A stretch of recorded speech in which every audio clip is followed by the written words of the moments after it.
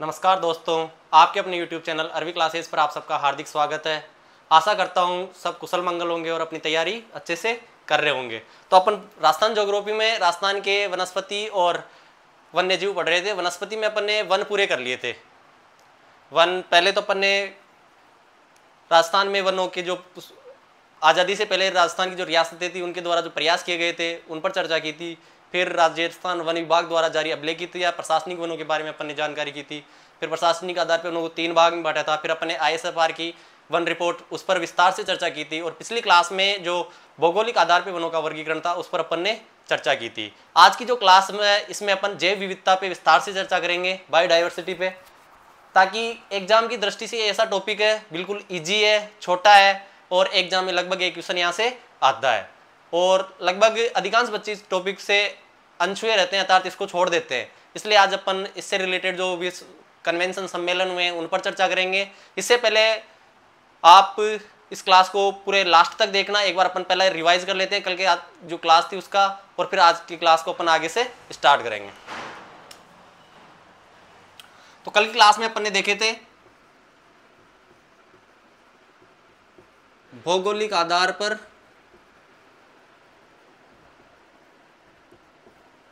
वनों का वर्गीकरण, यही देखा था ना। इसके आधार पर राजस्थान के वनों को कितने भागों में बांटा गया था? 5 भागों में। कितने भागों में? 5 भागों में। 5 भागों में पहला कौन सा था? तो उष्ण कटिबंधीय शुष्क कटिले वन। दूसरा कौन सा था? तो उष्ण कटिबंधीय अर्ध शुष्क वन। और शुष्क वन या जिनको अपन बोल सकते हैं धोंक वन। तीसरा कौन सा था? तो उष्ण कटिबंधीय शुष्क मानसूनी वन। चौथा कौन सा था? तो उष्ण कटिबंधीय सागवान वन। और ये कौन सा था? तो उपोष्ण कटिबंधीय सदाबहार वन। बहार वन। इन वनों में अपने राजस्थान में सर्वाधिक कौन से थे? तो उष्ण कटिबंधीय धोंक वन या अर्धशुष्क वन। उसके बाद में सबसे कम ये कितने प्रतिशत? लगभग 58% भूभाग पर, ये 1% भूभाग पर। तो न्यूनतम कौन से थे? उपोष्ण कटिबंधीय शुष्क वन। इनकी विशेषताएं थी नॉर्मल। इनमें वर्षा कितनी थी? 0 से 30 सेंटीमीटर। इसमें कितनी थी?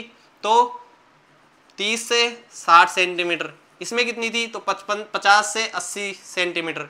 इसमें तो 75 से 110 सेंटीमीटर। और इसमें लगभग 150 सेंटीमीटर वर्षा होती थी। इनमें पौधे देखे थे और किस किस सेक्टर में थे, मैप बना के अपन ने देखा था अच्छे से कि राजस्थान में जो वन है, मैप पे देखे थे अपन ने।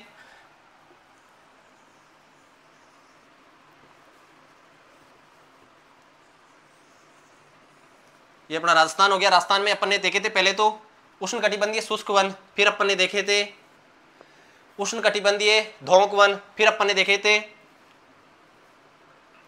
यहां पे देखे थे सिरोही वाले क्षेत्र में उपोष्ण कटिबंधीय सदाबहार वन। नीचे वाले क्षेत्र में देखा था अपन ने, इस वाले क्षेत्र में उष्ण कटिबंधीय सागवान वन। उसके बाद में अपन ने देखा था पूरे उस क्षेत्र में शुष्क मानसूनी वन। आई होप कल की क्लास से आपको खूब फायदा होगा। उसके बाद में अपन ने देखे तो कुछ पौधे।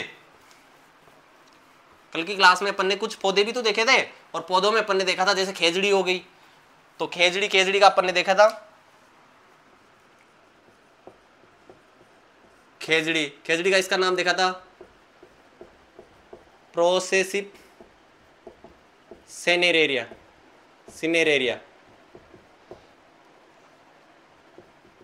इसको 1983 में किसका दर्जा दिया गया था?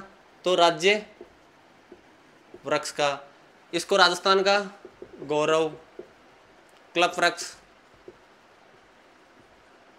और समी वृक्ष। उसके बाद स्थानीय भाषा में जानटी, और इसकी पूजा की जाती है विजयदशमी या फिर दशहरे को। उसके बाद में रोहिड़ा का साइंटिस्ट नाम था टिकोमेला अंडुलेटा, और 1983 में इसको क्या नाम दिया गया था? अपने राज्य पुष्प का। इसे मरु सागवान के नाम से भी जाना जाता था। फिर अपन ने देखा था महुआ, महुआ से शराब बनाते हैं, है ना। उसके बाद में अपन ने देखा था सहतूत, सहतूत उदयपुर में होता है और सहतूत पे रेशम कीट का पालन किया जाता है, तो उसको अपन सेरीकल्चर बोलते हैं। फिर अपन ने देखा था खेर, खेर की छाल से चित्तौड़गढ़, प्रतापगढ़, उदयपुर और उसमें हाडोती पाया जाता है। इसमें अपन ने देखा था कि इसकी खाल से क्या बनाया जाता है, खतौड़ी जनजाति द्वारा खत्ता। फिर अपन ने देखा था तेंदू, तेंदू के पत्तों से क्या बनाए, तेंदू की पत्तियों को टिम्बरू कहते हैं और इससे बीड़ी उद्योग में इसका राष्ट्रीयकरण 1974 में किया गया था। फिर अपन ने कुछ घासें देखी थी जैसे सेवण, तो इसका लसीरुस सडिकुस इसका ये वो वैज्ञानिक नाम था। उसके बाद में अपन ने देखी थी बुरघास, जो अपन ने पहले नहीं देखी, उसमें बीकानेर में मोतिया घास, तालछापर चूरू में बांस जो सबसे लंबी, हरा सोना उसका वल्गरिस बम्बूसा, बम्बूसा वल्गरिस इसका वैज्ञानिक नाम था। इस प्रकार अपन ने पिछली क्लास में वन, भौगोलिक वनों के आधार पे वन और इनके वानस्पतिक नाम आदि विस्तार से चर्चा की थी। आज की जो क्लास है उस पर अपन जो चर्चा करने जा रहे हैं वो है जैव विविधता अर्थात बायो डाइवर्सिटी। इस पर आज की क्लास में अपन विस्तार से चर्चा करेंगे। जैव विविधता जैसे कि शब्द में, और ये जैव यानी जीव, विविधता यानी विभिन्नता। जैव विभिन्नता ही क्या कहलाती है, जैव विविधता अर्थात किसी क्षेत्र में निवास करने वाले जीवों की विभिन्न प्रजातियों अर्थात पारिस्थितिकी जटिलता को अपन क्या कहते हैं, जैव विविधता। जैव विविधता शब्द का सर्वप्रथम प्रयोग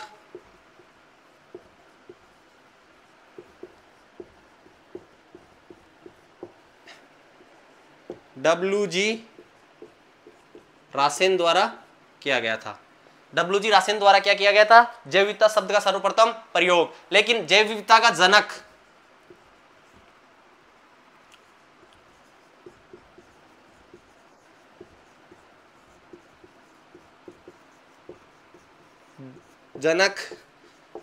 एडवर्ड ओ विल्सन को कहते हैं। देखो शब्द का प्रयोग WG रासेन, वाल्टर जी रासेन, और इसका एडवर्ड ओ विल्सन जनक कहते हैं। जैव विविधता हो गई कि पर्टिकुलर सेक्टर में जीवों की विभिन्नता अर्थात जीवों की प्रजातियां, अनेक प्रजातियां जहां पे निवास करती है अर्थात वहां का पारिस्थितिक तंत्र क्या होता है,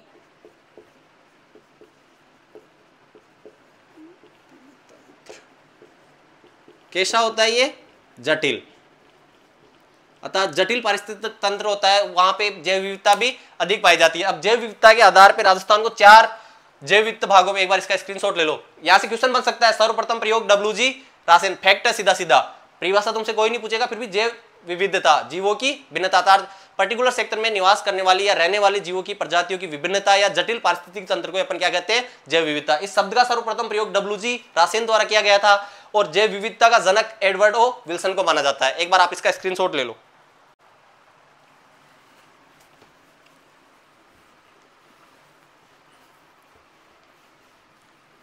अब अपन अगर बात करते हैं तो जैव विविधता की दृष्टि से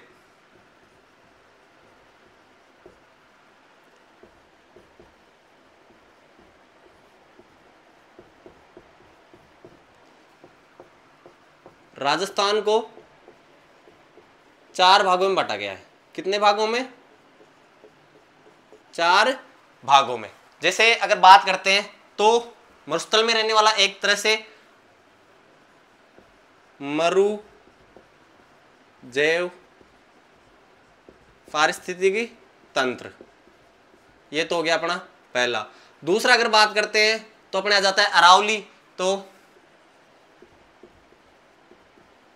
अरावली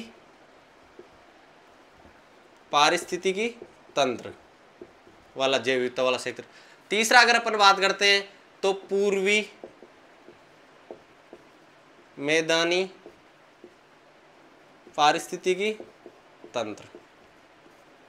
अगर इसकी अपन बात करते हैं चौथे की तो दक्षिणी पूर्वी मैदानी पारिस्थितिकी तंत्र। इस प्रकार राजस्थान का जो जैव विविधता के आधार पर राजस्थान को अपन 4 भागों में, पढ़ने की सुगमता के आधार पर अपन राजस्थान को कितने भागों में बांट सकते हैं, 4 भागों में। अगर मरुस्थल के वाले जीवों की तो यहां पे कौन सी वनस्पति पाई जाती है सबसे ज्यादा, मरुद्भिद। कैसी, मरुद्भिद। इसी को अपन क्या बोल देते हैं, जीरोफाइट। क्या बोल देते हैं,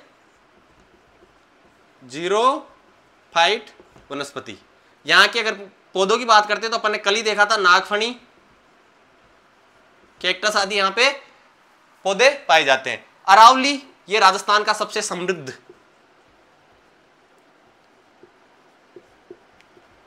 जैव विविधता क्षेत्र है ना।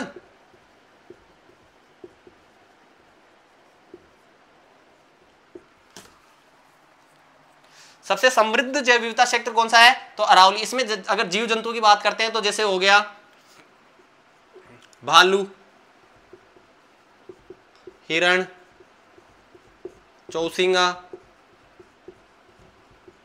लोमड़ी, भेड़िया, ये सब इसमें आराम से पाए जाते हैं। शेर हो गया, ये सब इसमें निवास करते हैं। अगर इसकी बात करते हैं तो इसमें सर्वाधिक पक्षियों से समृद्ध जो जैव विविधता तंत्र है वो पूर्वी मैदानी वाला है। इसी क्षेत्र में पक्षियों से प्रसिद्ध कौन सा आता है, केवलादेव घना पक्षी विहार है। घना पक्षी विहार कहाँ पे है ये, तो अपने भरतपुर में। ठीक है, देखो एक है जिसमें जीरोफाइट या मृदुविद्ध वनस्पति पाई जाती है, दूसरा है सबसे समृद्ध जैव विविधता वाला, इसमें भालू, हिरण, चौसिंगा और लोमड़ी आदि जानवर पाए जाते हैं। तीसरा पूर्वी मैदानी वाला अगर अपन देखते हैं तो ये पक्षियों से समृद्ध है, जिसमें केवलादेव घना पक्षी विहार जैसे अभ्यारण्य स्थित है। उसके बाद में अगर अपन बात करते हैं दक्षिणी पूर्वी, तो ये जलीय जीवों से समृद्ध है, जलीय जीवों से समृद्ध जैवमंडल कौन सा है, तो दक्षिणी पूर्वी। अगर यहां पे अपन बात करते हैं तो प्रमुख नदी कौन सी है, चंबल।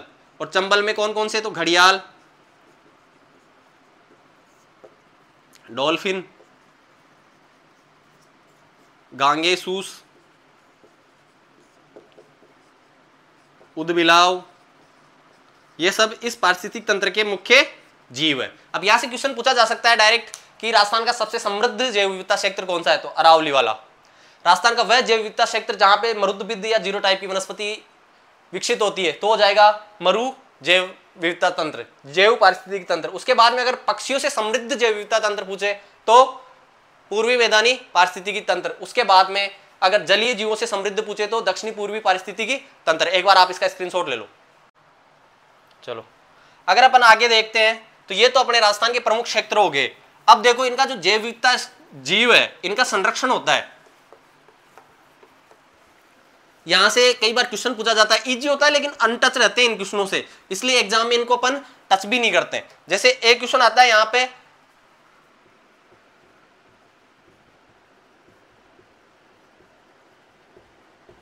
जैव विविधता संरक्षण। अब संरक्षण मतलब सुरक्षा एक तरह से, तो दो प्रकार से की जाती है। एक तो उन्हीं के स्थान पे, एक तो होता है स्वस्थान है,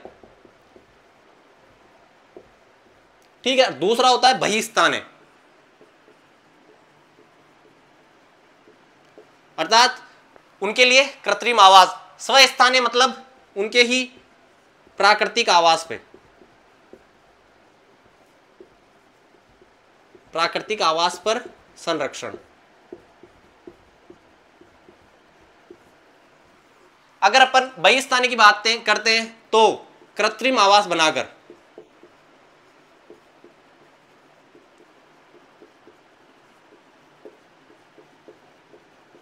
उनका क्या किया जाता है, संरक्षण किया जाता है।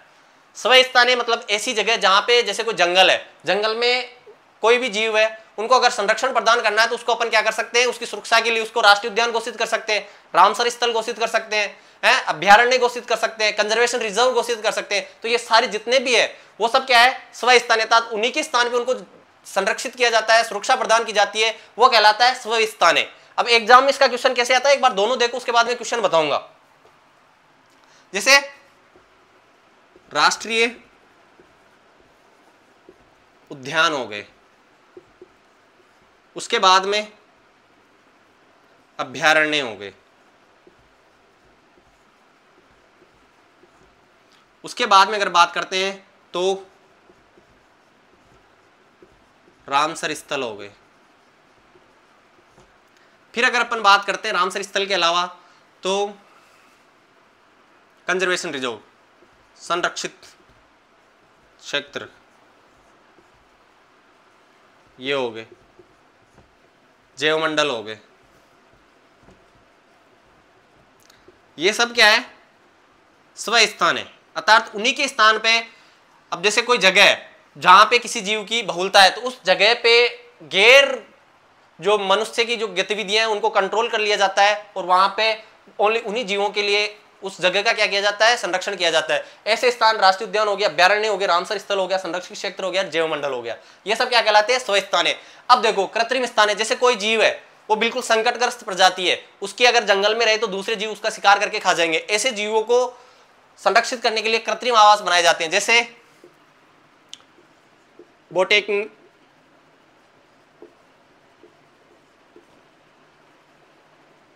बोटेनिकल पार्क,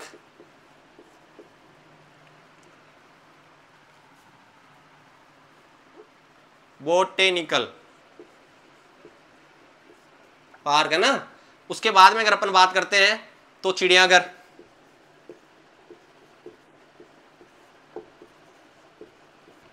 उसके बाद में अगर अपन बात करते हैं तो टिश्यू बैंक,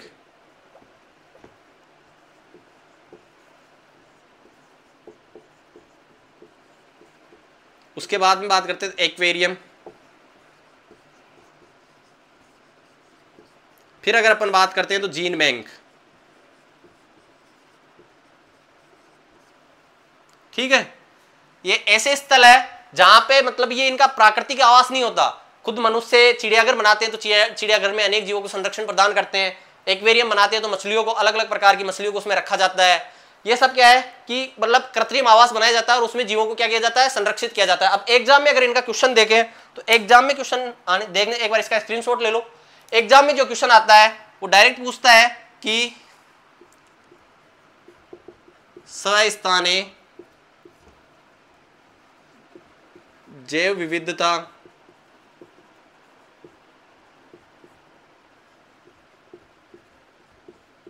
संरक्षण का उदाहरण है।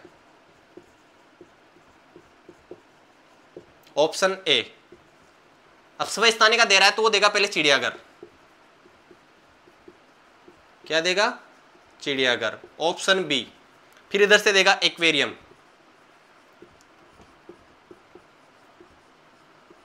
फिर उधर से दे लेगा एक सी के अंदर ऑप्शन में कोई भी, जैसे रामसर स्थल दे दिया उसने,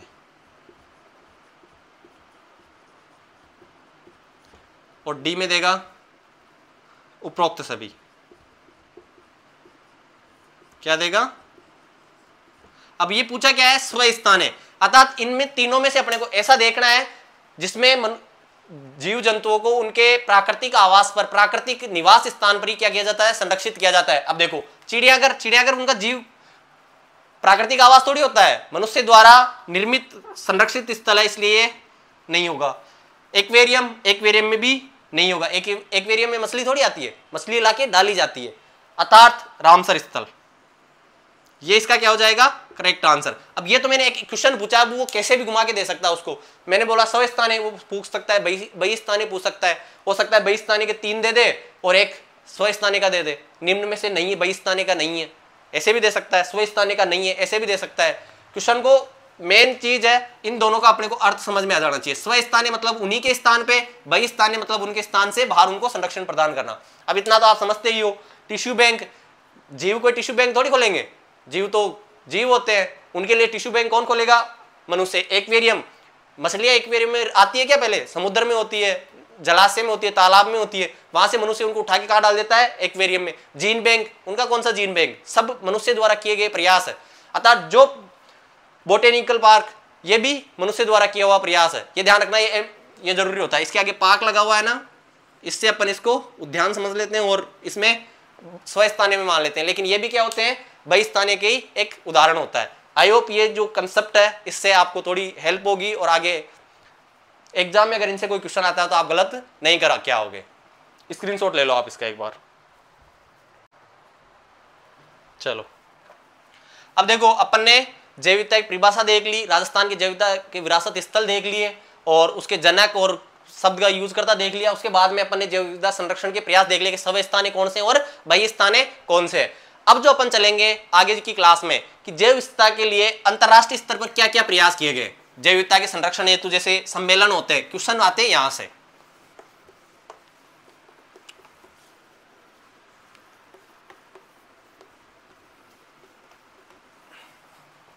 चलो अब जो अपन देखने जा रहे हैं जैव विविधता के लिए अंतरराष्ट्रीय स्तर पर किए गए प्रयास। सबसे पहले इसके लिए बनाई जाती है IU, एक सम्मेलन, इसका गठन किया जाता है और इसका गठन कब करते हैं 1948 में, IUCN। ध्यान रखना एक संस्था है, इसका नाम है, फुल नाम देखते हैं तो इंटरनेशनल यूनियन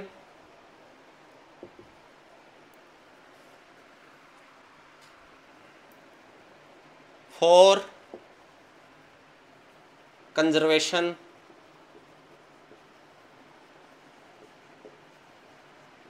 ऑफ एन से नेचर एंड नेचुरल रिसोर्सेज।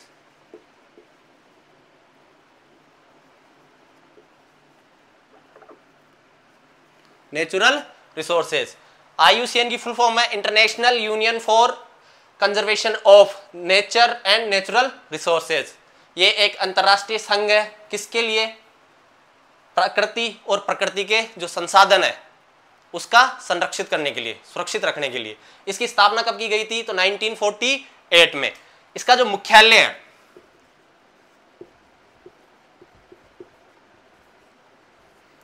मुख्यालय है वो है मोर्गे शहर, और ये कहां पड़ता है? अपने स्विट्जरलैंड में। देखो IUCN अंतरराष्ट्रीय संघ है प्रकृति और प्राकृतिक संसाधनों के संरक्षण के लिए। इसकी स्थापना 1948 में की जाती है। इसके अलावा देखो एक जारी की जाती है red data book. Red data book क्या जारी की जाती है? Red data book. इस रेड डाटा बुक में किसके द्वारा जारी की जाती है? IUCN। इसके अंदर टोटल जो संकटग्रस्त प्रजातियां हैं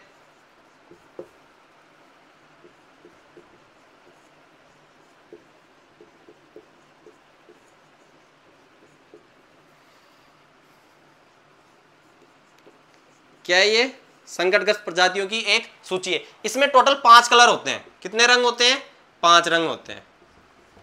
ऐसी प्रजातियों को इनमें रखा जाता है जो बिल्कुल संकटग्रस्त है या विलुप्त प्राय है। इन 5 रंगों में सबसे खतरनाक जो होता है लाल।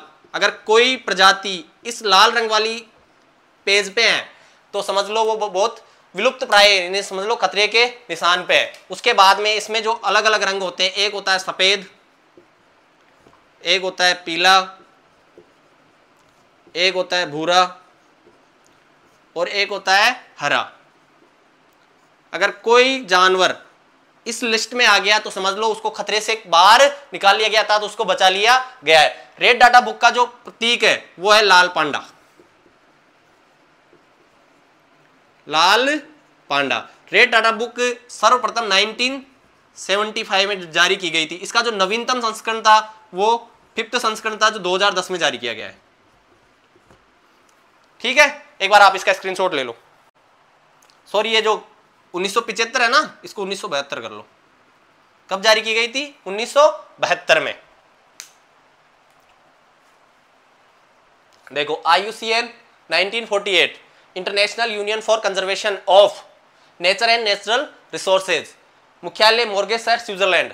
इसके द्वारा एक पुस्तक जारी की जाती है, उसका नाम है रेड डाटा बुक। इसका प्रतीक है लाल पांडा और इसमें संकटग्रस्त प्रजातियों को सूची होती है एक तरह से। इसमें कितने रंग होते हैं? 5 रंग होती है। प्रथम कब जारी की गई थी? 1972 में।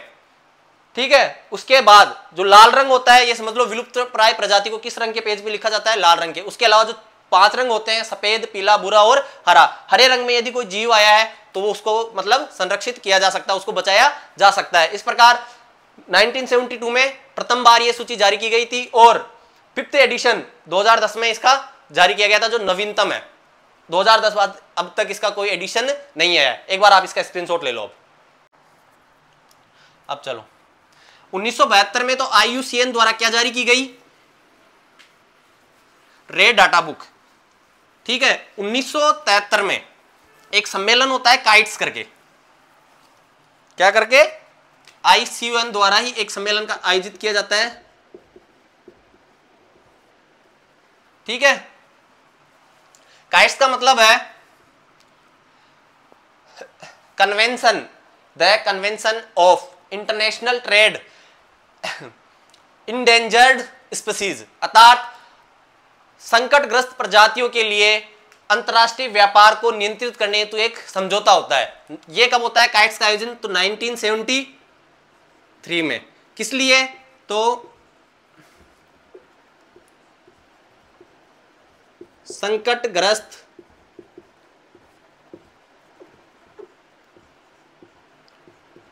प्रजातियों के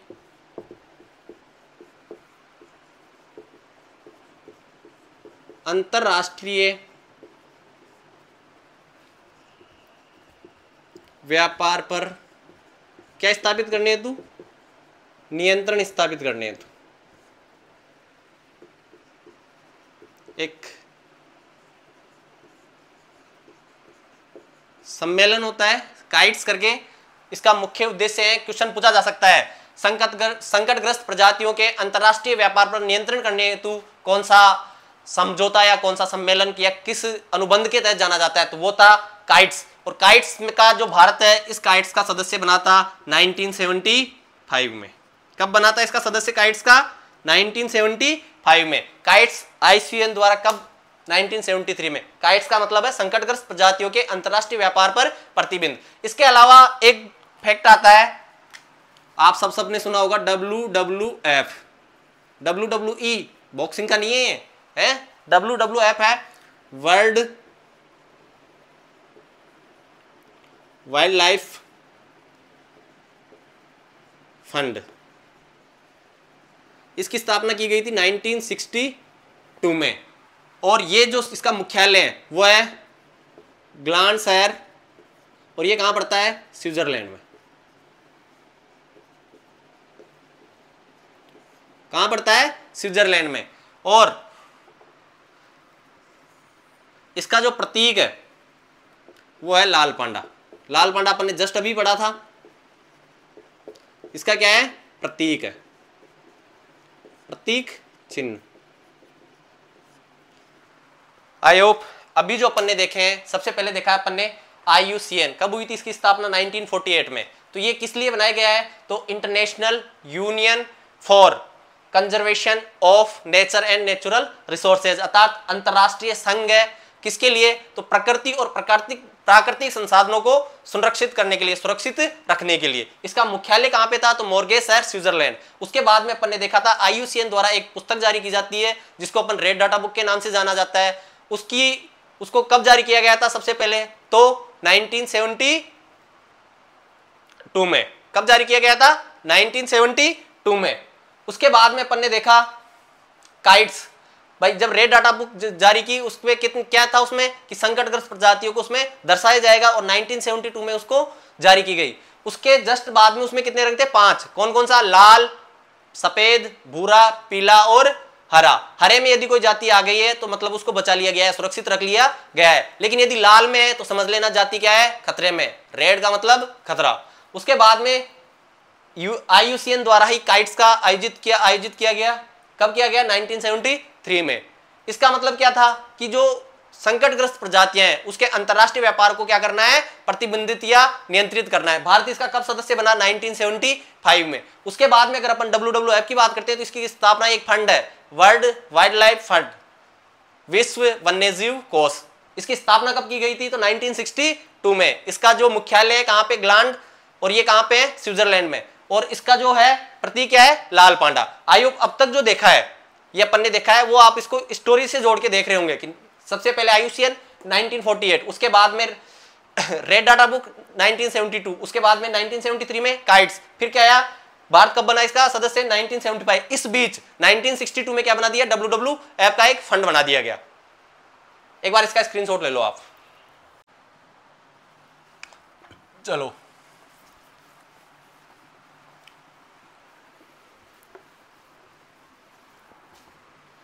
अब अगर अपन आगे देखते हैं तो अपने पास आता है, अपन ने देखा पहले तो, चलो लास्ट में करेंगे रिवाइज, उसके बाद में अगर अपन देखते हैं तो अपने पास आता है जैव विविधता सम्मेलन।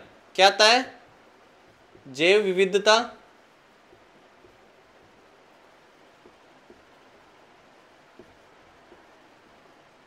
सम्मेलन। ये कब होता है?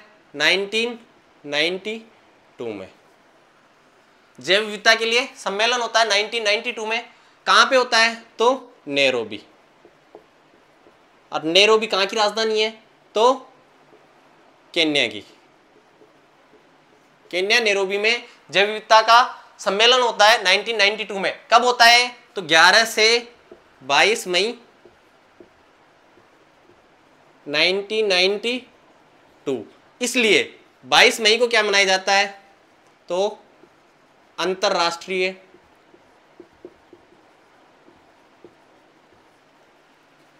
जैव विविधता दिवस। कब मनाया जाता है? अंतरराष्ट्रीय जैव विविधता दिवस कब मनाया जाता है बताओ? तो 22 मई को। क्यों मनाया जाता है? क्योंकि इस दिन जैव विविधता सम्मेलन नैरोबी में हुआ था। कब हुआ था? 1992 में। 11 मई से 22 मई तक मनाया गया था। और अभी जो 2024 में जैव विविधता दिवस मनाया गया है, 24 में जैव विविधता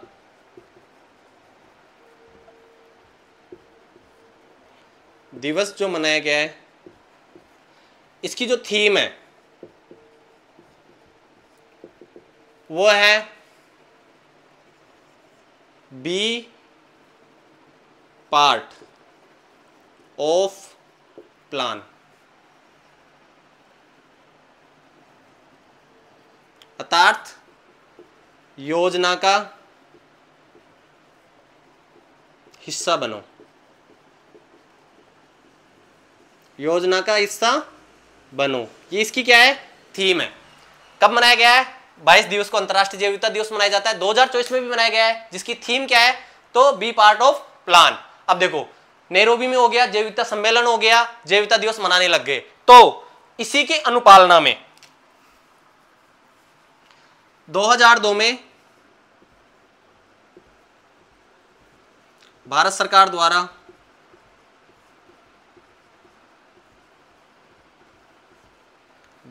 द्वारा जैव विविधता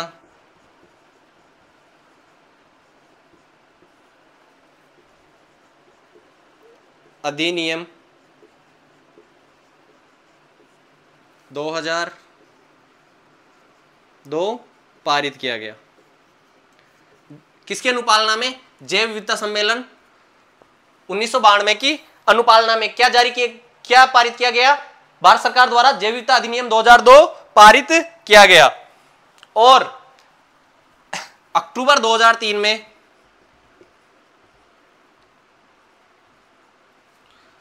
राष्ट्रीय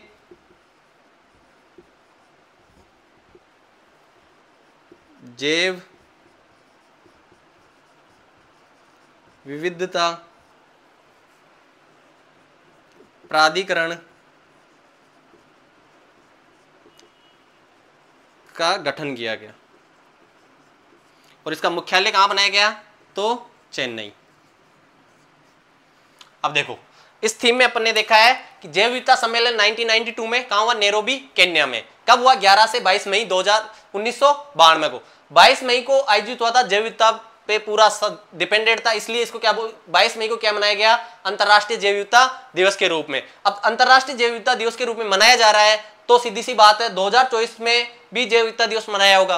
और 2024 में अगर जैव विविधता दिवस मनाया था तो उसकी भी कुछ ना कुछ थीम होगी, और उसकी थीम थी बी पार्ट ऑफ प्लान, योजना का हिस्सा बनो। अर्थात जैव विविधता का संरक्षण है, उसको सभी लोगों तक पहुंचाने के लिए उसका भाव था कि सभी लोग इसका क्या करें? जैव विविधता को संरक्षित करें, अर्थात इस योजना का सब लोग क्या बने? हिस्सा बने। इस उद्देश्य के साथ इसकी जो थीम रखी गई थी। फिर इसकी अनुपालना में भारत सरकार द्वारा, सॉरी 2020 लिखा गया है यहां पे, इसको 2002, 2002 में भारत सरकार द्वारा क्या किया गया, जैव विविधता अधिनियम 2002 पारित किया गया। और इस जैसे ये अधिनियम पारित हुआ तो अक्टूबर 2002 में राष्ट्रीय जैव विविधता प्राधिकरण का गठन किया गया, जिसका मुख्यालय कहां पे है, चेन्नई में। आप इसका एक बार स्क्रीनशॉट ले लो। यहां तक देख लिया। अब अपन आगे अगर देखते हैं तो भारत सरकार द्वारा अधिनियम पारित कर दिया गया 2002 में, 2003 में प्राधिकरण का गठन कर दिया गया। अब अगर अपन आगे देखते हैं तो यूएनओ द्वारा वर्ष 2010 को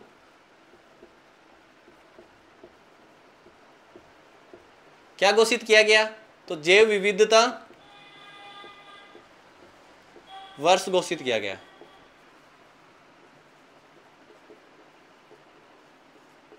ठीक है, चलो ठीक है, वर्ष घोषित कर दिया, लेकिन एक सम्मेलन हुआ था नगोया।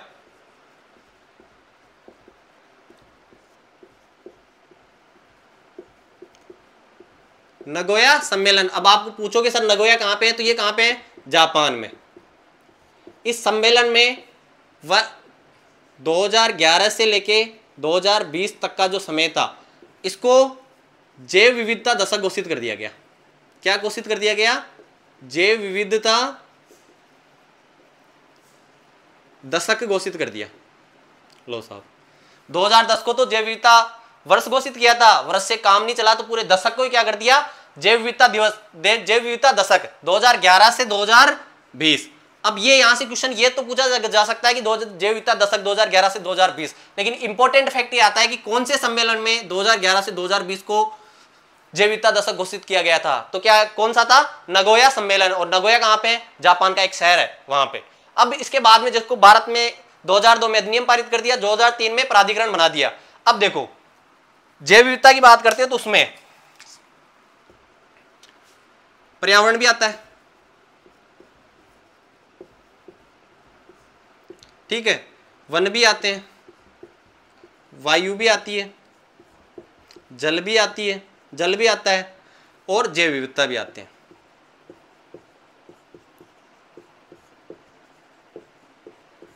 इन सब के लिए एक ही संस्थान कार्य करे, एक ही संस्था के दायरे में लाने हेतु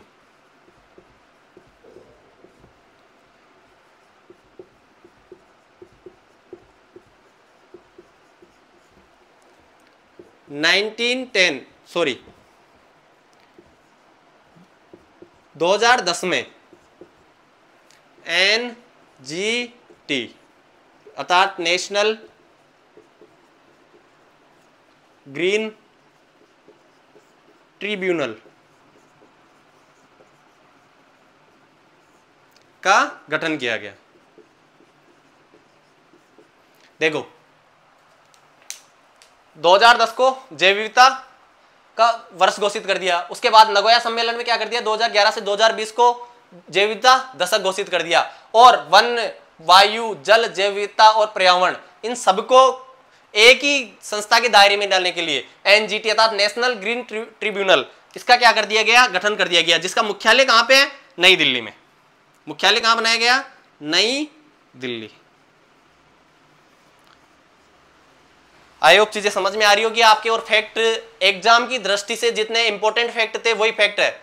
ऐसे तो सम्मेलन तो पता नहीं कितने हुए थे, लेकिन जो एग्जाम की दृष्टि से इंपॉर्टेंट है वो फैक्ट मैं आपके सामने रख रहा हूं। आई होप आपको पढ़ने में मजा आ रहा होगा। एक बार इनका स्क्रीनशॉट लो, फिर अपन आगे देखते हैं। अपन ने विश्व का देख लिया, भारत का देख लिया, राजस्थान ने भी तो कुछ किया होगा, तो राजस्थान का भी देख लेते हैं। तो राजस्थान के बारे में अगर अपन बात करते हैं तो अब 2002 में भारत सरकार द्वारा क्या कर दिया गया, अधिनियम पारित कर दिया गया। तो मार्च 2010 में राजस्थान सरकार द्वारा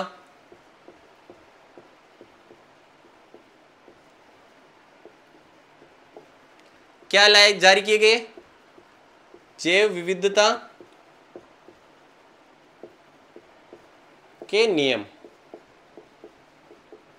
क्या जारी किए, जैव विविधता के नियम जारी किए गए। कब, मार्च 2010 में। लेकिन नियमों से क्या नहीं पड़ी पार। तो 14 सितंबर 2010 को डेट याद रखना, राज्य सरकार द्वारा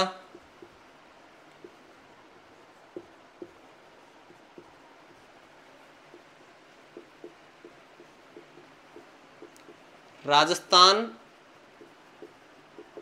जैव विविधता बोर्ड का क्या कर दिया गया, गठन किया गया। ये एग्जाम की दृष्टि से बहुत इंपॉर्टेंट है। क्या है भाई, राज्य सरकार द्वारा पहले तो कब कर दिए, मार्च 2010 में नियमों से पार नहीं पड़ी तो 14 सितंबर 2010 को क्या कर दिया गया, राज्य सरकार द्वारा राजस्थान जैव विविधता बोर्ड का गठन किया गया। अब इसके द्वारा जैव विविधता विरासत स्थलों की स्थल चिन्हित किया गया, अर्थात राजस्थान में जैव विविधता के विरासत स्थल ढूंढे गए। अब भाई राजस्थान का विकास तो राजस्थान का बोर्ड करेगा, तो ये राजस्थान के विरासत स्थल ढूंढता है, और उन विरासत स्थलों में अगर अपन देखते हैं तो पहला ढूंढता है ये आकलवुड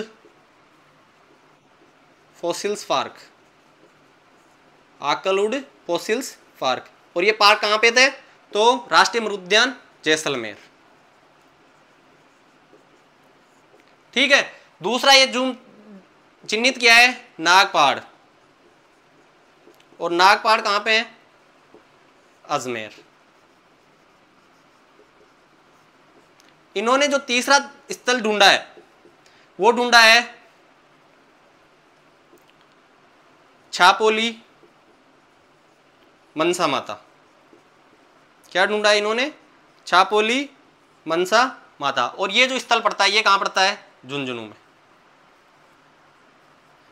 इस प्रकार राष्ट्रीय जैव विविधता बोर्ड द्वारा कितने विरासत स्थल ढूंढे गए, 4। एक तो अपना आकलवुड फॉसिल्स पार्क जो कहां पे है, जैसलमेर में। यहां से एक मैंने बताया था कि यहां से भारत के प्राचीनतम काष्ठ जीवाश्म अर्थात लकड़ी के अवशेष मिले हैं, वो बताना कौन से काल के हैं। कमेंट बॉक्स में आपको बताना है कि आकलवुड फॉसिल्स पार्क से प्राप्त लकड़ी के जो जीवाश्म है वो किस काल के हैं, ये आपको कमेंट करके बताना, ये आपके लिए क्वेश्चन है। उसके बाद नागपहाड़, अजमेर, छापोली मनसा माता, झुंझुनू, और इसके अलावा इसके द्वारा एक जैव विविधता पार्क भी विकसित किया गया। क्या विकसित किया गया,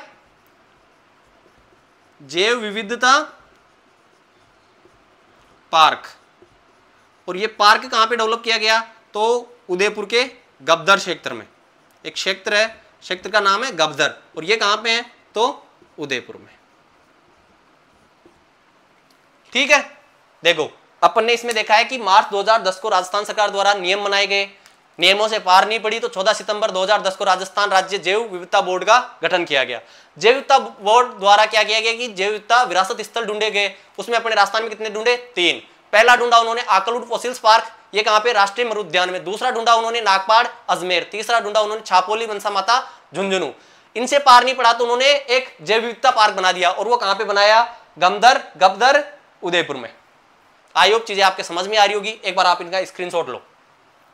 अब देखो जैव विविधता से रिलेटेड कुछ फैक्ट है, उन पर अपन चर्चा करते हैं, एक बार इसका स्क्रीनशॉट लो।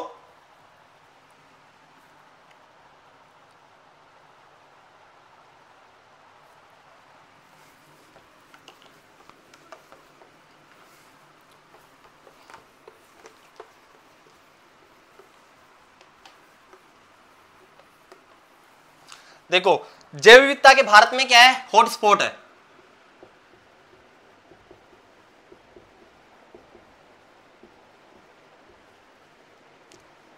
तप्त स्थल हिंदी में लिखा हुआ आएगा, लेकिन अपन को कैसे याद कर लेते हैं इनको, हॉटस्पॉट। ठीक है ना, वाईफाई वाला हॉटस्पॉट नहीं है, तप्त स्थल है जहां पे जैव विविधता सर्वाधिक पाई जाती है। ऐसे भारत में, राजस्थान में तो एक भी नहीं है जैव विविधता का हॉटस्पॉट, भारत में टोटल 4 है। अगर पहला देखते हैं तो वो है पश्चिमी घाट। जब अपन इंडियन ज्योग्राफी करेंगे तब इन सब पर विस्तार से चर्चा करेंगे। दूसरा जो है वो है हिमालय। तीसरा अगर अपन देखते हैं तो इंडो बर्मा, और चौथा अगर अपन देखते हैं वो है सुंदरलैंड।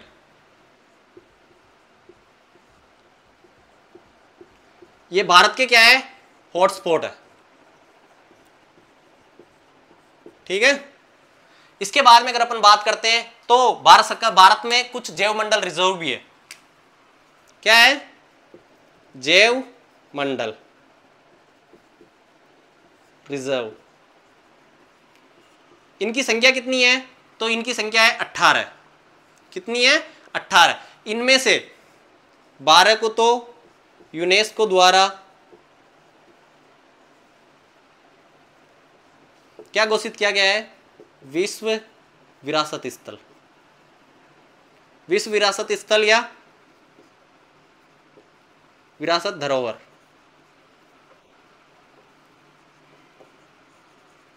ठीक है। उसके बाद में जो सबसे बड़ा है, सबसे बड़ा जो जैव मंडल है वो है कच्छ का रण। कच्छ का रण। और ये कहां पे है? गुजरात में। अब अपन देखने जा रहे हैं, जैव विविधता से रिलेटेड सारा फैक्ट देख लिया, लेकिन एक इंपॉर्टेंट फैक्ट होता है वेटलैंड से। ठीक है ना? रामसर स्थल, इस पर अपन चर्चा करेंगे। एक बार इसको स्क्रीनशॉट ले लो। हॉटस्पॉट कितने भारत में? 4। पश्चिमी घाट, हिमालय, इंडो बर्मा और सुंदरलैंड। उसके बाद में जैव मंडल कितने? 18। 18 में से कितनों को विश्व विरासत यूनेस्को द्वारा? 12 को। सबसे बड़ा जैव मंडल कौन सा है? कच्छ का रण, गुजरात। एक बार आप इनका स्क्रीनशॉट ले लो। चलो,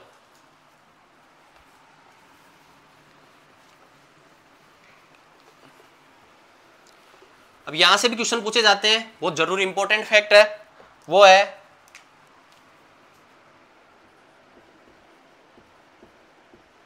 रामसर स्थल, अर्थात सॉरी, इनको रामसर साइट भी बोलते हैं ना, इसलिए रामसर। आर्द्रभूमि,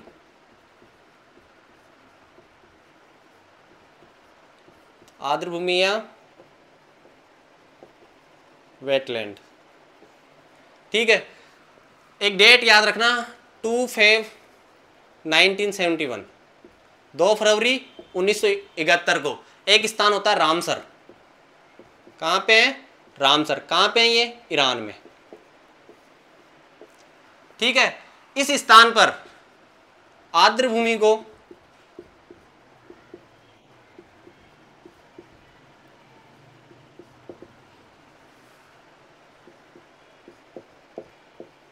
संरक्षण से लेके हेतु क्या होता है? एक सम्मेलन होता है। ठीक है। इसलिए 2 जो फरवरी है इसको क्या मनाया जाता है? वेटलैंड डे, नम भूमि दिवस। कब से? नम भूमि दिवस या वेटलैंड डे। अब देखो, 2 फरवरी को नम भूमि दिवस मनाया जाता है, तो इस साल भी कुछ ना कुछ मनाया गया होगा। और इस साल की जो थीम थी, 2024 की जो थीम थी वो थी wetland and human wellbeing.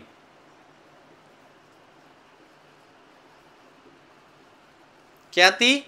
Wetland and human wellbeing, अर्थात नम भूमि या आर्द्र भूमि, एक ही बात है। आर्द्र भूमि और मानव कल्याण। क्या थी? आर्द्र भूमि और मानव कल्याण, ये इसकी क्या थी? थीम थी। अब देखो, 2 फरवरी 1971 को तो क्या बना? ये सम्मेलन हुआ, लेकिन ये अस्तित्व में कब आया? तो ये अस्तित्व में जो आया, ये समझौता लागू कब हुआ? तो ये लागू हुआ था 1975 को। ये समझौता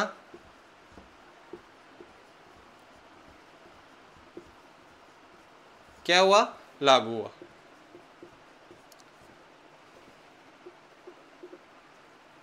ये समझौता क्या हो गया? लागू हो गया। भारत इसका सदस्य कब बना? भारत इसका सदस्य बना 1975। देखो 1975 को तो ये समझौता हुआ, भारत इसका सदस्य कब बना, तो 1981, और जब ये इसका सदस्य बना तब ही, जब सदस्य बनेगा तभी तो इसके स्थल घोषित किए जाएंगे। तो राजस्थान के इसमें 2 स्थल है, एक तो है केवलादेव,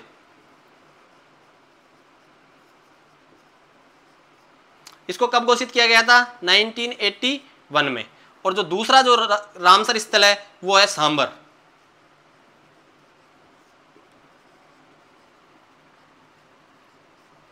इसको कब किया गया था, तो 1990 में, 23 मार्च 1990 को क्या किया गया था, इसकी घोषणा की गई थी रामसर स्थल के रूप में। इस प्रकार राजस्थान में कितने हैं, 2, राजस्थान में रामसर स्थल कितने हैं, 2। लेकिन अगर इंडिया की बात करते हैं, एक बार आप एक काम करो, यहां से दोबारा पढ़ाता हूं मैं, इसका स्क्रीनशॉट ले लो,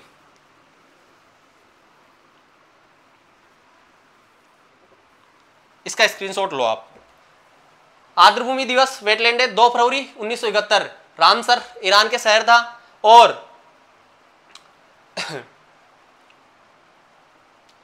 आर्द्रभूमियों के संरक्षण हेतु सम्मेलन किया गया। नमभूमि दिवस मनाया जाता है। 2024 की थीम थी इसकी वेटलैंड एंड ह्यूमन वेलबींग, अर्थात आर्द्रभूमि और मानव कल्याण। एक बार आप इसका स्क्रीनशॉट लो, फिर अपन आगे बढ़ते हैं, क्योंकि नीचे लिखने में दिक्कत हो रही। अब अगर अपन बात करते हैं कि 2 फेब 1971 में क्या हो गया, सम्मेलन हो गया। इसको अस्तित्व में कब आया, 1975 में। भारत इसका कब सदस्य बना, तो 1981। जब भारत इसका सदस्य बना तब ही भारत में प्रथम जो स्थल था वो था केवलादेव और चिल्का झील। केवलादेव और चिल्का झील दोनों को क्या किया गया था, चिन्हित किया गया था। अर्थात भारत के पहले दोनों कब गए थे, 1981 में। और राजस्थान का दूसरा जो है वो है सांबर झील। क्या है, सांबर झील। ये कब, तो 23 मार्च 1990। अब चलो ये तो अपन ने बात कर ली, लेकिन वर्तमान में भारत में कितने हैं। अगर भारत की अपन बात करते हैं तो भारत में 85, 85 रामसर स्थल है। सर्वाधिक कहां पे है, तो सर्वाधिक रामसर स्थल है तमिलनाडु में। कहां पे है, तमिलनाडु में। कितने हैं, तो लगभग 14। कितने हैं, 14। अब इतना सा पढ़ लिया, नमभूमि होती क्या है, तो ऐसा क्षेत्र जो हमेशा जल में जलमग्न रहता है, अर्थात जल में डूबा हुआ रहता है, ऐसे क्षेत्र को अपन क्या बोल देते हैं, वेटलैंड बोलते हैं। आई होप आज की जो क्लास है आपके लिए बहुत हेल्पफुल रहेगी, और आने वाले एग्जाम में जरूर यहां से क्वेश्चन आएंगे। और क्वेश्चन, ये वाले जो क्वेश्चन होते हैं ऐसे होते हैं जो आपको ऊपर उठाते हैं। अगर 90% बच्चे इस टॉपिक से दूर होते हैं, अनटच रहते हैं, और जो बच्चे टॉपिक से अनटच रहेंगे वो ऐसे क्वेश्चन को अटेम्प्ट करने की सोच भी नहीं सकते, नेगेटिव मार्किंग से बचने के लिए स्किप करते हैं। और ये क्वेश्चन होते हैं जो अपने को सिलेक्शन की ओर लेके जाते हैं। आई होप आप क्लास को सीरियसली देखोगे, लास्ट तक देखोगे, और इससे आपकी हेल्प होगी। अगर अपन इसको एक बार शुरू से देखें, क्लास को अगर अपन स्पीडली रिवाइज करें और उसको देखें, तो अपन ने शुरू प्रारंभ में देखा था कि इस शब्द का सर्वप्रथम प्रयोग किसने किया था, तो WG वाल्टर। ठीक है, फिर अपन ने इसका जनक किसको माना, तो एडवर्ड ओ विल्सन। ठीक है साहब। फिर अपन ने राजस्थान कितने भागों में बांटा, 4 में, मरु, अरावली, पूर्वी और दक्षिणी पूर्वी। चलो साहब, मरु में क्या थी, तो जीरोफाइट या हेलोफाइट मरुद्भिद वनस्पति। अरावली सबसे समृद्ध, पूर्वी मैदान तो पक्षी। ठीक है, और इसमें जलीय जीव। ये देख लिया साहब। ये देखने के बाद अपन ने संरक्षण के तरीके देखे थे, उसमें स्वस्थाने और बहिस्थाने 2 प्रकार के थे। अगर अपन स्वस्थाने की बात करते हैं तो उसमें आ जाते हैं अपने नेशनल पार्क, अभ्यारण्य और कंजर्वेशन रिजर्व, संरक्षित क्षेत्र। उसके बाद अगर अपन बात करते हैं तो रामसर स्थल, ये सब इसमें आ जाते हैं। उसके बाद में अगर अपन 22 स्थान में बात करें तो बोटेनिकल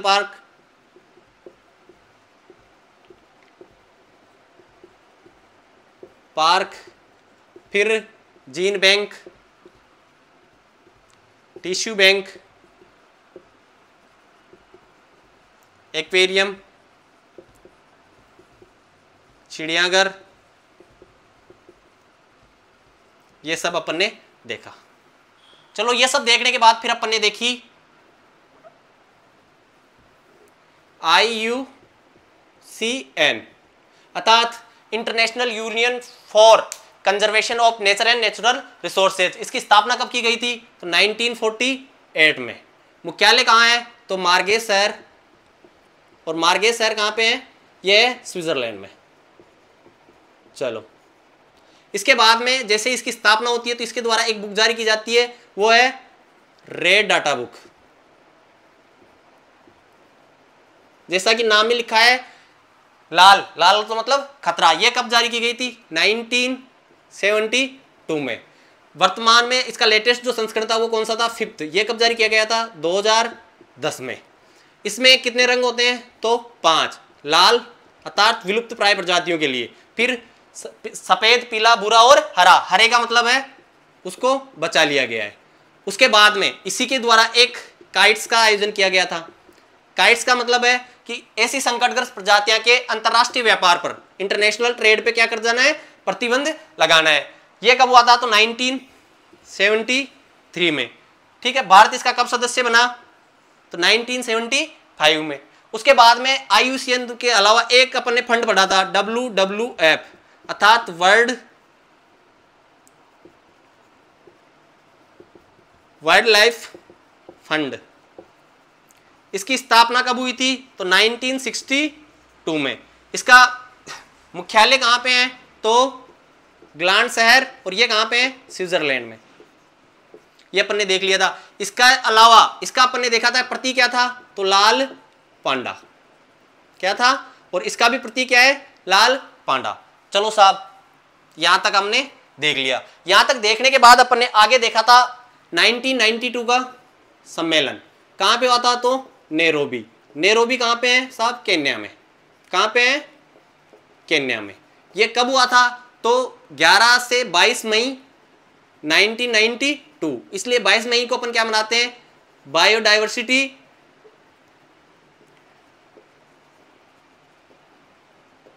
डे।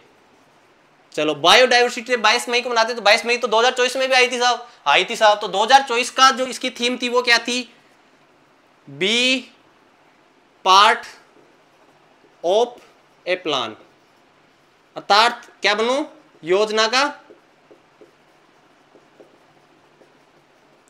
हिस्सा बनो। सब बन गए हिस्सा बने। तो भारत ने इसके लिए क्या किया भाई? हिस्सा तो बने ना जैव विविधता के लिए। तो साहब 2002 में क्या बना दिया?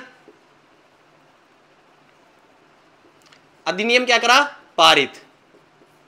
जैसे अधिनियम पारित हुआ तो 2003 में क्या बना दिया? राष्ट्रीय जैव विविधता प्राधिकरण। क्या बना दिया? प्राधिकरण बना दिया साहब। इसका मुख्यालय कहां रखा? तो चेन्नई में। कहां रख दिया? चेन्नई में। फिर इन सबकी चीजों से 2010 में क्या कर दिया इन्होंने कि सभी चीजें जैसे पर्यावरण, वन, जल, वायु और जैव विविधता, इन सबको एक ही दायरे में लाने के लिए किसका गठन कर दिया? NGT का। यह कब किया गया? 2010 में। इसका मुख्यालय कहां पे है? तो साहब दिल्ली में है। चलो अब ये तो हो गए नेशनल और नेशनल लेवल पे प्रयास। भाई अपने राजस्थान में भी तो किए होंगे ना? तो राजस्थान में भी किए थे साहब, जरूर किए थे, क्यों नहीं किए। तो राजस्थान के प्रयासों की अगर अपन बात करते हैं तो राजस्थान के जो प्रयास थे उनमें सबसे पहले मार्च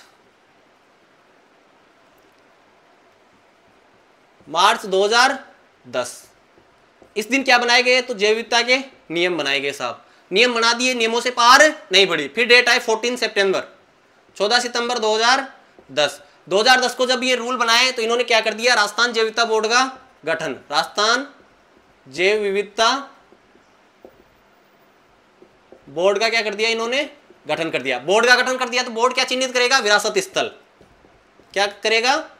विरासत स्थल। विरासत स्थल कौन कौन से? तो आकलूट फॉसिल्स पार्क जैसलमेर, नागपाड़ अजमेर और छापोली मनसा माता झुंझुनू। चलो इससे पार नहीं पड़ी तो इन्होंने जैव विविधता पार्क बना दिया। वो कहां पे बनाया? गब्दर उदयपुर में। चलो साहब, अब चलो जैव विविधता के लिए इंटरनेशनल लेवल पे 2010 को क्या कर दिया? जैव विविधता वर्ष घोषित कर दिया। एक वर्ष से काम नहीं चल रहा, जैव विविधता कवर नहीं हो रही, संरक्षण अच्छे से नहीं हो रहा, तो एक सम्मेलन होता है नगोया में। नगोया कहां पे है साहब? जापान में। इसमें क्या कर दिया? 2011 से 2020 का जो दशक था, इस दशक को ही किस नाम से घोषित कर दिया? जैव विविधता दशक के नाम से घोषित कर दिया साहब। चलो साहब, अच्छी बात है, जैव विविधता दशक के नाम से घोषित कर दिया। तो फिर अपन ने देखा कि इंडिया में कितने थे? हॉटस्पॉट देखा। क्या देखा? हॉटस्पॉट। हॉटस्पॉट की बात की तो हॉटस्पॉट कितने इंडिया में? 4। राजस्थान में कितने साहब? राजस्थान में कोई हॉटस्पॉट नहीं है, सब मोबाइल का हॉटस्पॉट यूज करते हैं। जैव विविधता का हॉटस्पॉट एक भी नहीं है। तो राजस्थान में हॉटस्पॉट कितने हैं? 4। 4 की बात करते हो, 4 कौन कौन से हैं? तो हिमालय, पश्चिमी घाट, इंडो बर्मा और सुंदरलैंड। चलो साहब, ये भी देख लिया। फिर अपन ने देखे जैव मंडल। क्या देखे? जैव मंडल कितने हैं साहब? 18 है साहब। 18 में से तो हमारे 12 को तो क्या कर दिया? यूनेस्को द्वारा विश्व प्राकृतिक धरोहर घोषित कर रखा है। उनमें से सबसे बड़ा कौन सा है साहब? गुजरात का है। कौन सा है? तो कच्छ का रण है। कौन सा है? कच्छ का रण है। उसके बाद फिर आगे अपन वेटलैंड पे। किस पे आगे? वेटलैंड पे। वेटलैंड के पे ऊपर आए तो वेटलैंड में अपन ने देखा अच्छे से। क्या देखा? कि साहब एक सम्मेलन हुआ था 2 फरवरी 1971 को। कहां पे हुआ था साहब? रामसर में। अरे भाई, ये रामसर पड़ता कहां है? तो ये पड़ता अपने ईरान में। कहां पड़ता है? ईरान में। कब हुआ था? 2 फरवरी 1971 को। यह सम्मेलन हुआ। अस्तित्व में कब आए? 1975 में। भारत कब इसका सदस्य बना? तो 1981 में। 81 में भारत के कितने? 2। एक साथ 2 को बनाया गया था। एक तो अपना केवलादेव, एक चिल्का झील। तो राजस्थान का प्रथम और भारत का प्रथम एक ही मान लो। चिल्का और केवलादेव दोनों एक ही साथ घोषित किए गए थे। चलो साहब, एक और घोषित किया गया। कब किया गया? तो 1990 में। वो कौन सा था? राजस्थान का सांबर। इस प्रकार राजस्थान में कितने हैं? 2। चलो साहब, 2 फरवरी को सम्मेलन हो गया तो 2 फरवरी को क्या मनाने लगे हम? Wetland day. क्या मनाने लगे? नमभूमि दिवस। सब मनाओ साहब, किसने रोका? मनाने लगे तो 2024 में मनाया होगा। तो 2024 में मनाया, उसका जो थीम थी वो क्या थी? Wetland and human wellbeing. आज की क्लास का जो सार था वो अपन ने लास्ट की 5 मिनट में रिवीजन कर लिया। कल आएंगे उससे पहले एक बार और रिवीजन कर लेंगे। आई होप आपको जो चीजें पढ़ने में मजा आ रहा होगा और चीजें आसानी से तुम्हें याद भी हो रही होगी। आशा करता हूं आपकी क्लास, आज की जो क्लास है वो आपके लिए हेल्पफुल रहेगी। और मैं आपसे बड़े भाई के नाते, छोटे भाई के नाते, गुरु के नाते, दोस्त के नाते कुछ ही मान लो, एक बात कहना चाहता हूं कि भाई पढ़ाई जो है ना, पढ़ाई स्टडी जिसको अपन बोलते हैं, ये खुद के लिए करो। किसके लिए करनी है? खुद के लिए। और खुद के लिए कोई काम करते हैं तो उसको बोलते हैं सेल्फिश। अर्थात पढ़ाई करने के लिए सेल्फिश बन जाओ, स्वार्थी बन जाओ। अगर तुम्हारी पढ़ाई को कोई डिस्टर्ब कर रहा है तो उससे दूर हो जाओ, चाहे कोई हो। जो तुम्हारा अपना होगा तुम्हारी पढ़ाई से बिल्कुल डिस्टर्ब नहीं करेगा, वो तुम्हारे को पढ़ने के लिए बल्कि सपोर्ट करेगा कि भाई कोई समस्या है तो बोल, किस चीज़ की दिक्कत है, 17 चीज़ें। लेकिन अगर तुम खुद भी सेल्फिश बन के पढ़ाई नहीं कर रहे हो, देखो अगर आपको सक्सेस होना है तो अपने टाइम को अच्छे से मैनेजमेंट करना सीखो। आप सुबह से लेके शाम तक पूरे दिन के 24 घंटे होते हैं। रात को सोए शाम को 6 बजे से लेके दूसरे दिन शाम के 6 बजे तक, इन 24 घंटों में आपने क्या किया, हर एक चीज़ का इवैल्यूएशन करो, मूल्यांकन करो, ताकि तुम्हें पता चले कि तुम तुम्हारी जिंदगी को किस तरीके से बर्बाद कर रहे हो। जिस चीज़ में अभी तुम्हें मजा आ रहा है, इसी चीज़ जिससे तुम्हें परम आनंद की प्राप्ति हो रही है ना, आने वाले 4 साल बाद इसी टाइम को याद करके रोओगे कि काश मैं उस टाइम पे पढ़ लिया होता तो आज मैं यहाँ नहीं होता। जब तुम्हारे साथियों का सिलेक्शन होगा और तुम्हारा सिलेक्शन नहीं होगा, उस समय तुम्हारे घर वाले तुम्हें गालियां देंगे, रिश्तेदार, भाई बंद सब ताने मारेंगे। उस समय तुम्हें फील होगा कि यार मैं मजे की जगह क्या कर लिया होता, पढ़ लेता। देखो जीवन होता है, जीवन इस तरह होता है। किसी का भी जीवन, आप आसपास जो एरिया होता है ना, उसमें एग्जाम्पल लेके बता रहा हूं मैं आप लोगों को। ये जीवन है और ये एक पार्ट है। देखो या तो आप यहां से शुरू करो या फिर यहां से शुरू करो, ठीक है। जो मनुष्य यहां से शुरू कर रहे हैं, अभी मनुष्य में एनर्जी होती है।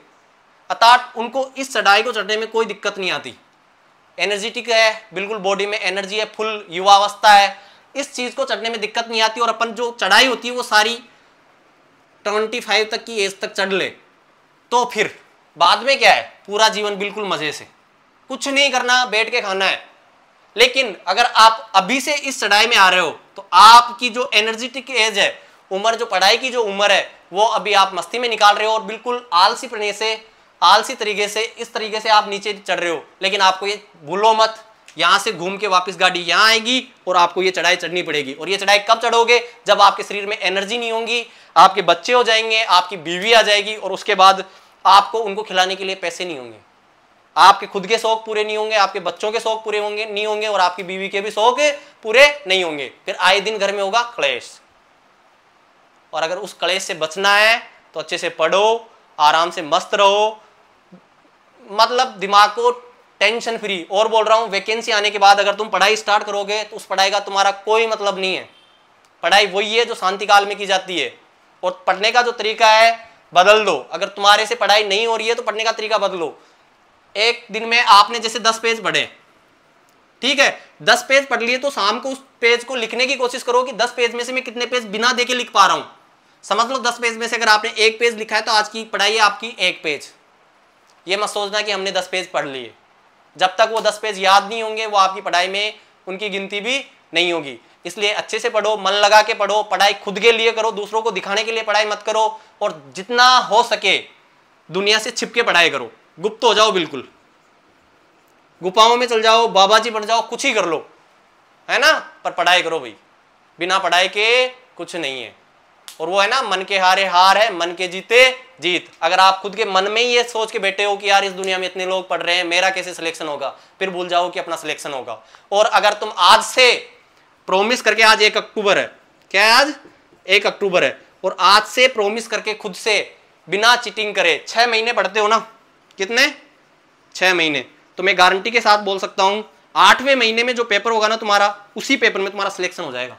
लेकिन इन 6 महीनों में, मतलब अक्टूबर, नवंबर, दिसंबर, जनवरी, फरवरी और मार्च, अक्टूबर से मार्च, इस टाइम में खुद के साथ चीटिंग मत करना। दुनिया के साथ तो करो चीटिंग, कोई मतलब नहीं है, पर खुद के साथ चीटिंग मत करना भाई। अगर खुद के साथ चीटिंग नहीं करोगे तो मेरे से लिखवा के ले लो, ऐसा कोई बंदा नहीं है, कोई वैकेंसी नहीं है, कोई बोर्ड नहीं है, कोई ऐसा पेपर नहीं है जिसे तुम सोल्व नहीं कर पाओ। आई होप आप मेरी बात से कुछ समझोगे, सीखोगे और आने वाले टाइम में खुद को खुद के लिए प्रिपेयर करोगे, ताकि भविष्य में जो प्रॉब्लम्स क्रिएट होगी उनसे तुम आसानी से लड़ सको और उनका आसानी से सामना कर सको। मिलते हैं अगली क्लास में, धन्यवाद।